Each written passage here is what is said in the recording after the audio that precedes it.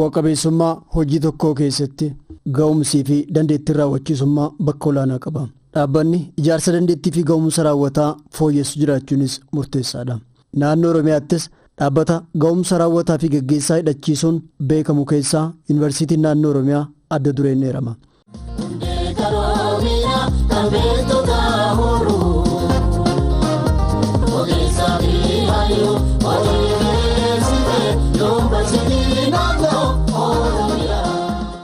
Galmoota gurguddoo Yuunivarsiitiin naannoo Oromiyaa kaa'atee hojiitti jirus pirezidaantii Yuunivarsiitichaa Dr. Garramuu Hulluqaa nutti himaniiru. Humna raawwachiisummaa mootummaa naannoo Oromiyaa cimsuudhaadha. Galmi isaa guddaadha baay'ee. Mootummaa kan jennu egaa wantoonni sadii gurguddaa kun mootummaa jedhamanii waamuu danda'u. Tokkoffaa hooggantoota. Lammaffaa public servantii yookaan hojjetaadha jechuudha. Sadaffaa immoo instituushinoota yookaan sektoroota kan jennu dhaabbilee mootummaa ijaaran. So isaan kun immoo cimootu irra jiraata. Hooggana cimaa qabaachuu qaba mootummaan naannoo Oromiyaa. Humna raawwachiisummaa cimaa kan qabu hojjetaa qabaachuu qaba. Akkasumas dhaabbilee istiraatejikaalii impoortaantii ta'anii uummata Oromoo darbees biyya kana ceesisuu keessatti gahee guddaa qaban qabaachuu qaba jechuudha. Dameewwan hojii Yuunivarsiitiin naannoo Oromiyaa xiyyeeffannoo irratti hojjetu keessaa dameen barnootaa isa tokko. Haa ta'u malee sagantaan barnootaa dhaabbilee barnoota olaanoo kanneen biroo irraa bifa adda ta'een akka bocamu hayyoota Yuunivarsiitii naannoo Oromiyaa irraa odeeffanneerra. Akka yuunivarsiitota kaan maasifikeeshiniidhaaf hin hojjennu. Kallattiidhaan barnoonni kun hin barbaadamu moo hin barbaadamu. Haala qabatamaan immoo rakkoo hawaasa keenyaa sirriitti furuu danda'a moo hin furu. Hanqinoonni waajjiraalee mootummaa keessatti seektara mootummaa keessatti in jeneraal akkuma biyyaayyuu kan ilaallu san keessatti hamma tokko solutionii fidaa moo hin fidu kan jedhuudhaan ilaalameeti fedhiidhaan hundaa'eeti kaarikulamiin nu dizaayin godhu. Akka yuunivarsiitota kaanitti kan ilaallu ta'e suppose kaarikulamiin isaanii irra caalaa harmonaayizd kan ta'edha jechuun koo yuunivarsiitii Maqaleetti kan kennamaa jiru dhaqeetii yuunivarsiitii Jimmaatti illee replikeeter ta'ee kan kennamudha. Garuu kana keessatti nu amma flexibility guddaa qabna jechuudha. Kaarikulamoota kenna akka kan kallattiidhaan kan naannoo kenna fakkaatan rakkoo kenna kan hiikuu danda'u irratti xiyyeeffannoo kan hojjennudha. Fedhii gabaa ni gaggeessina, sektoroota mootummaa irraa deemnee ni ilaalla, hawaasni bal'aan maal akka inni dimaandi godhu ni ilaalla. Sanarra kaaneetidha kan kaarikuleemii bocnee hojiitti seennu jechuuti. Keessumaa nuti akka Yuunivarsiitii naannoo Oromiyaatti akka yuunivarsiitiiwwan kanneen hojiiwwan yuunivarsiitiiwwan kanneen hojjetan daballee miti kan nuti hojjennu. So kaarikuleemii nuti bocnu sektoroota mootummaa, public servantii mootummaa kan humneessu kanaan geessudha kan nuti barsiisnu jechuu barbaadeni. So demand based fedhii irratti kan hundaa'e akkasumas immoo sektoroonni mootummaa fedhii isaan agarsiisan irra dhaabbanneeti kan nuti baruu barsiisuu gaggeessinu jechuudha. Barnoonni nuti kenninu kanuma yuunivarsiitiin biraa kennu irra deebineeti miti. Sagantaawwan muraasa irratti sagantaawwan riifoormii naannichaa riifoormii biyyaa deeggaran irratti xiyyeeffata. Fakkeenyaaf kan akka riifoormii seektara haqaa ilaalchisee akkasumas riifoormii hooggansaa riifoormii public service wajjin wal qabatee waan jirudha.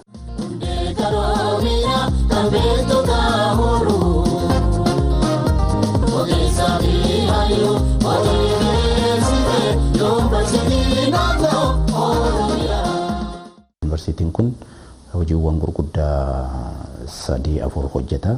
Inni tokko leenjii hooggantootaaf kennuudha. Lammaffaa leenjii public servantiif kennuudha.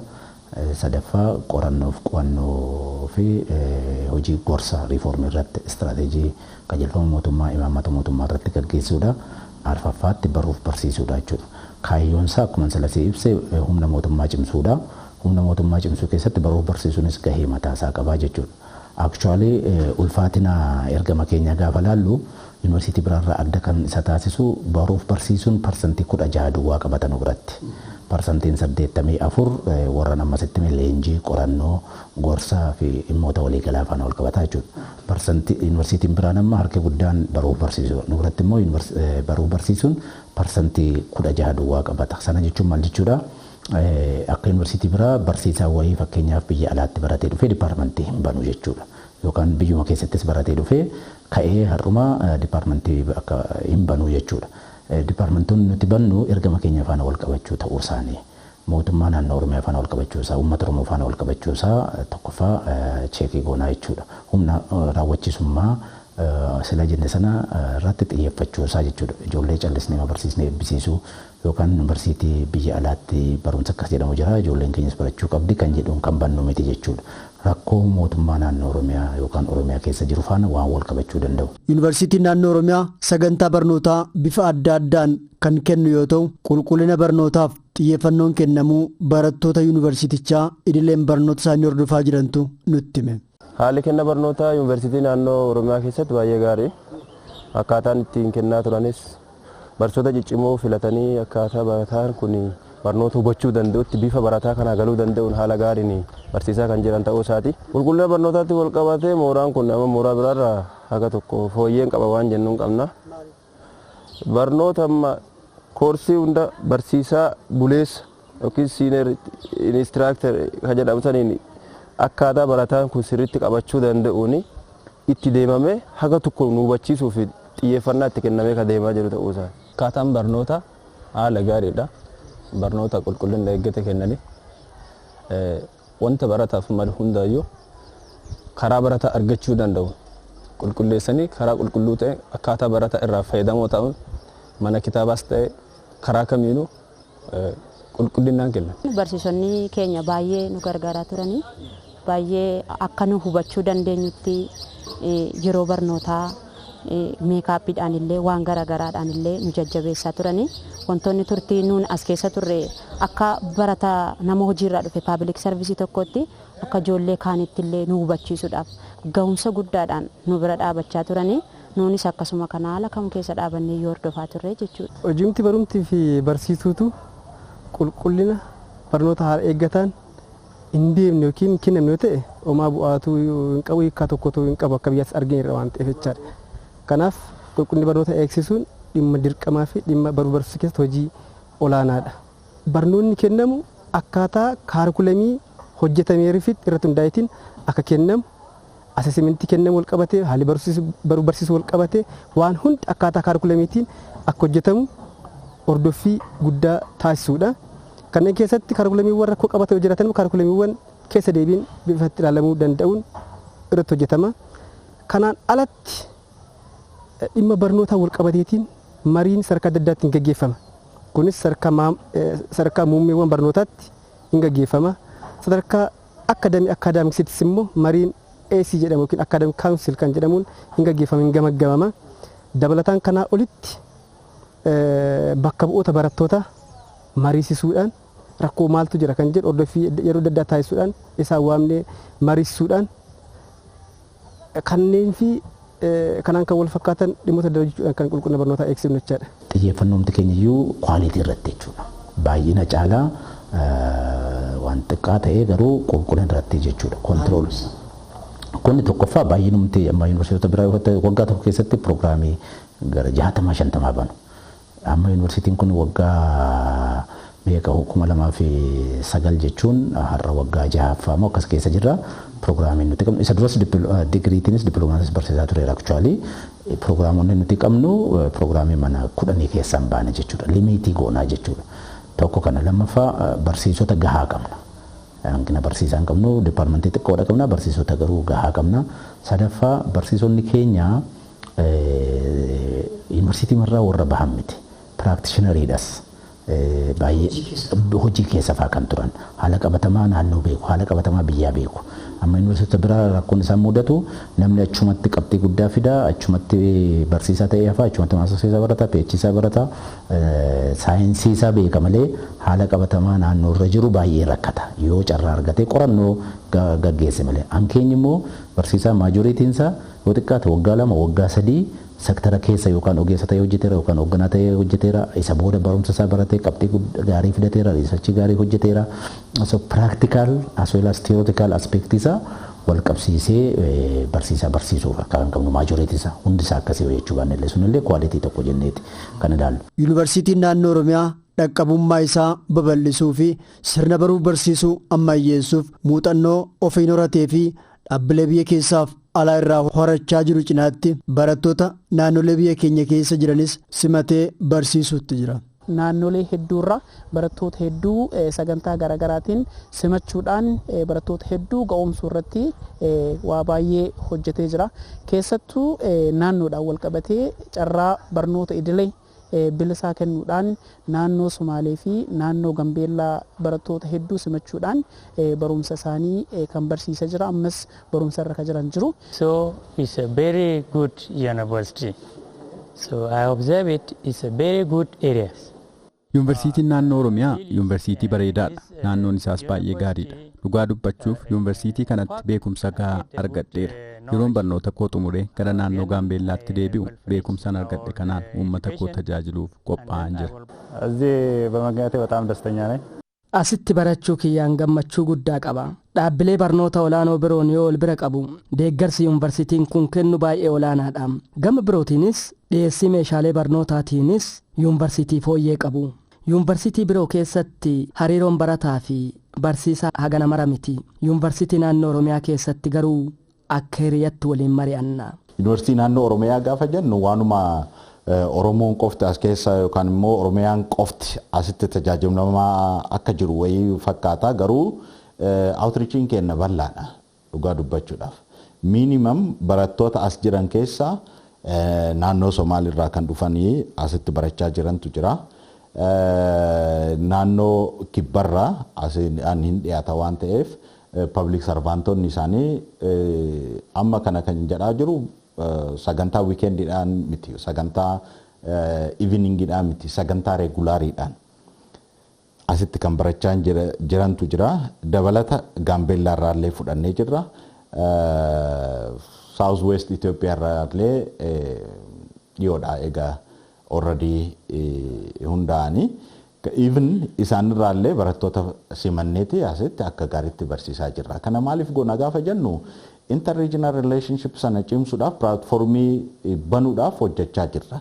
Sagantaan barnoota digirii lammaffaa fi digirii sadaffaa yookaan PhD Yuunivarsiitii naannoo Oromiyaan kennamaa jirus sagantaa rakkoo hawaas dinagdee naannoo keenyaa fi biyyaa furuu danda'an irratti kan fuulleffatu ta'uu hubanneerra. Akkuma beekamu dhimmootni piroojeektii mootummaa baay'inaan rakkoowwan garaagaraa akka inni qabu yeroodhaan akka inni hin dhumne cost overruniin hin jiraata dileeyin hin jiraata sana giddu galeessa godhachuudhaan fakkeenyaaf piroojeektii maneejimentii sadarkaa maastarsiidhaan ni qabna.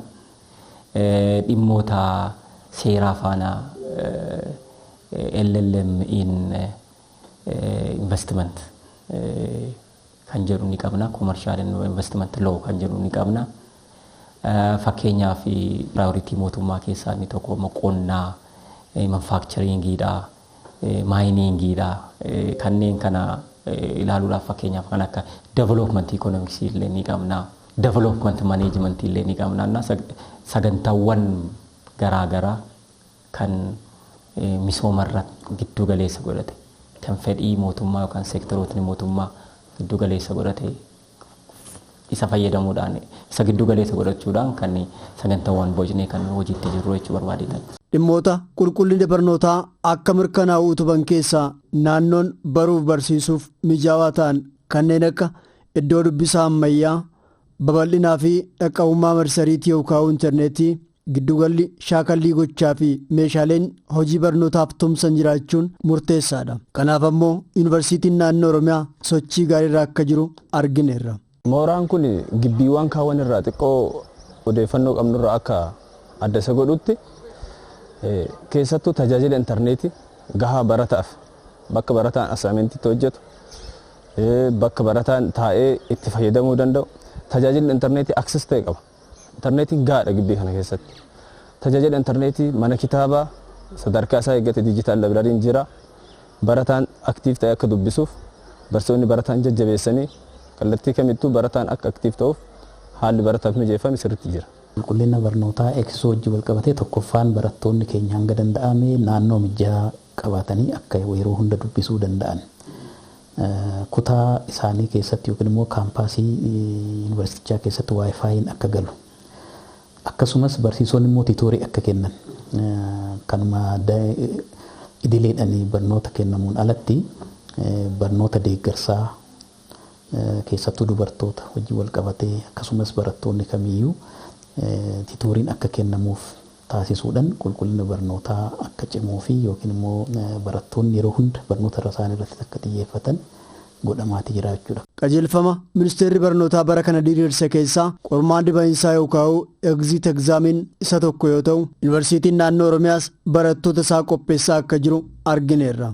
Bara kana akka biyyaatti barattoonni yuunivarsiitii irraa eebbifaman qorumsa bahiinsa qabu yookiin immoo egziit egzaamii kan jennuun kan wajjin wal qabatee jalqaba hooggansi akka leenjii fudhatudha kan ta'e ogeeyyii ministeera barumsarraa dhufaniin hooggansi akka waan kanarratti leenjii fudhatuu fi hubannoo qabaatu taasifameera. Taansuudhaan barsiistotaaf leenjiin kun kenname jechuudha. Waa'een egziit egzaamii jireenya barataa qofa osoo hin taane jireenyuma yuunivarsiitiitu kan murteessu. Barataan dabarsinu taanan yuunivarsiitaan itti fufuu akka hin dandeenyu kanarratti walii gallee barsiisonni siiriyeslii waan kanarratti akka hojjetan bakka gaappiin jirutti koor koompitensii jedhamee kan qormaan irratti bahu akkasitti adda beeti jira. Sanarratti siiriyeslii barataa qabsiisuudhaan tuutoorii kennuudhaan akka deeggaran godhameeti jira. Teemaatika eeriyaa ministeerri barnootaa baase irratti hundaa'uutiin eeriyaa koorsota qormaata keessaa bahuu danda'a jedhamu keessatti waan ta'uutiin akkasumas ministeera barnootaa keessattis koorsawwan tokko dipaartimentoonni tokko akkuma salasii kaasan keenya ispeeshaalitii qabu waan ta'eef yuunivarsiitonni biraallee kan hin qabne waan jiruuf isallee akkamitti akka qormaata keessa galuu danda'u faana diilii gochuutiin barsiisonni keenya keessatti hirmaachuutiin akkuma yuunivarsiitii kamiyyuu jechuudha. So barattoota keenya qophii isa tokkoffaa xiinsammuutiin akka isaan qophaa'anii gochuu akka isaan dubbisan lammaffaa tiitoriyaalii qopheessuu moojulii qopheessanii barsiisonni keenya barattootaaf kennuu akkasumas kompiitara irratti amma ta'e fooyyee akka godhataniif leenjii kompiitaraa koorsii kompiitaraa inni fudhatan akkuma jirutti ta'ee irra deebi'anii leenjii kana kennuu dhumarratti immoo moosaajii kana faana gaaffiin akkamitti hojjetama kan jedhu akka carraa kan har'a isinillee agartan moodel egzaamii qopheessuutiin ijoolleen keenya akka isaan of qopheessan gochuutti hojjechaa jirra. Barattoonni yuunivarsiitii naannoo Oromiyaas qormaata mirkaneessa ga'umsaa yookaan egziit egzaamii kanaaf qophaa'aa akka jiranii fi leenjii gaggabaabaa fi qormaata moodelaa dandeettii isaanii ittiin ilaalan fudhachaa jiru. Duraan egziitii akka qabnu hin murtaane tureyyuu amma garuu qophii egziitiidhaaf tattaaffiidhaan isaanuu tiitoorii haala mijataadhaan nu kennaa jiru. Barsiisota keenya immoo akkaatuma ministeera manni barumsaa ka'eetiin nu qopheessaa jiru. Wanni isaan nu mijeessan amma dipaartimentii akkaatuma dipaartimentii garaagaraatiin gosi barnoota egziit egzaamii yookiin qorumsa bahiisaa kanarra dhufu adda bahee jira. Akkaatuma kanaan barnoota duraan barannee raanfannes tiitooriyaaliidhaan bakka buusanii akkaataa itti hubannee kaanee deebinee irra deebinee dubbisuu nu tolutti tiitooriyaalii nu kennaa jiranii dabalataanis kompiitara dandeettii kennaa akka cimsinuu fi oonlaayinii qormaanna waan ta'eef oonlaayiniis nu shaakalchiisaa jiranii. Dur kan kennamaa ture qorumsa sunni traditional or paper based ture.